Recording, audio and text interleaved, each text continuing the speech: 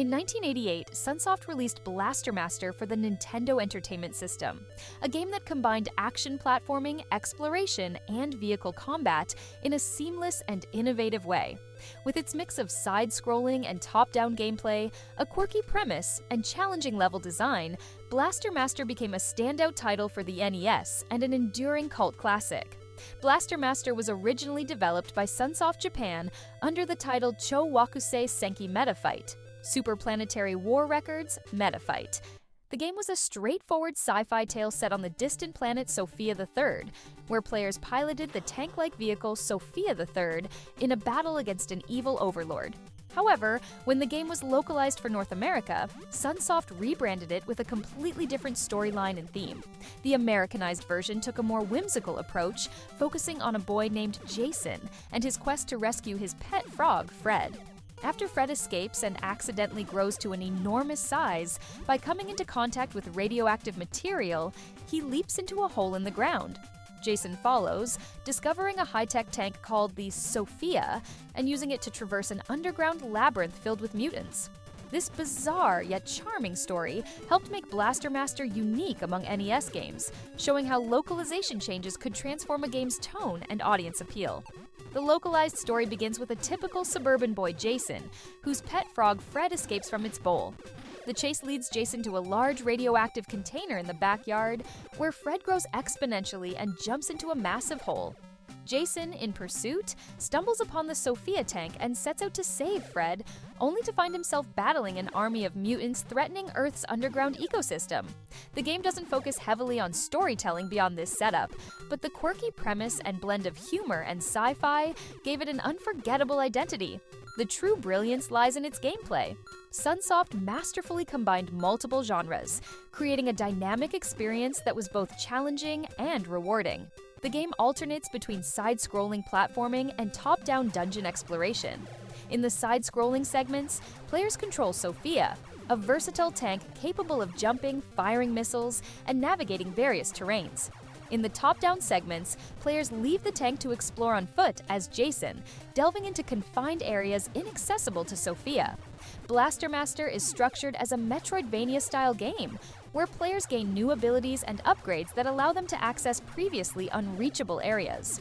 These upgrades include enhanced weaponry, improved tank mobility, and tools like hover jets and swimming capabilities. Each level culminates in a boss fight, where players must utilize both skill and strategy. Boss designs range from mutant crabs to fire-breathing serpents, each presenting unique patterns and requiring a combination of Jason's agility and SOPHIA's firepower.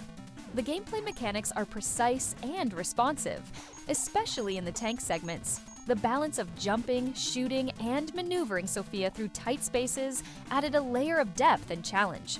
Blaster Master showcased some of the best visuals on the NES, with detailed sprites, colorful environments, and smooth animations. The soundtrack, composed by Naoki Kodaka, featured energetic and memorable chiptunes that enhanced the tension and excitement of the gameplay. The Americanized story was entirely invented by Sunsoft USA and bore little resemblance to the original Japanese plot. This creative liberty resulted in the quirky, frog-centric storyline that fans still fondly remember. The tank, SOPHIA III, became an iconic character in its own right. Its design was inspired by futuristic science fiction vehicles, and its versatility made it the highlight of the game.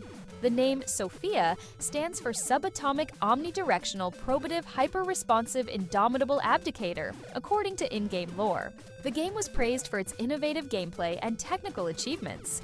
It stood out among NES titles for its seamless integration of multiple gameplay styles and its advanced physics, such as SOPHIA's ability to grip walls.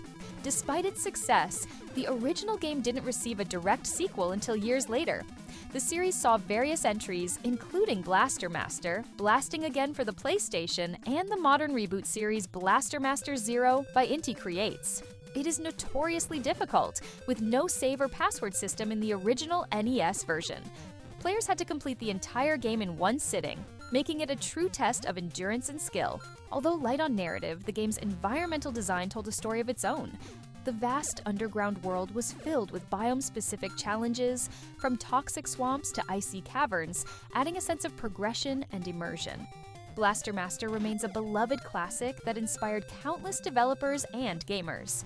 Its unique blend of genres, combined with its technical innovations and charming aesthetic, helped solidify its place in gaming history. The game's difficulty and lack of a save system may have been frustrating, but they also contributed to its reputation as a challenging yet rewarding adventure.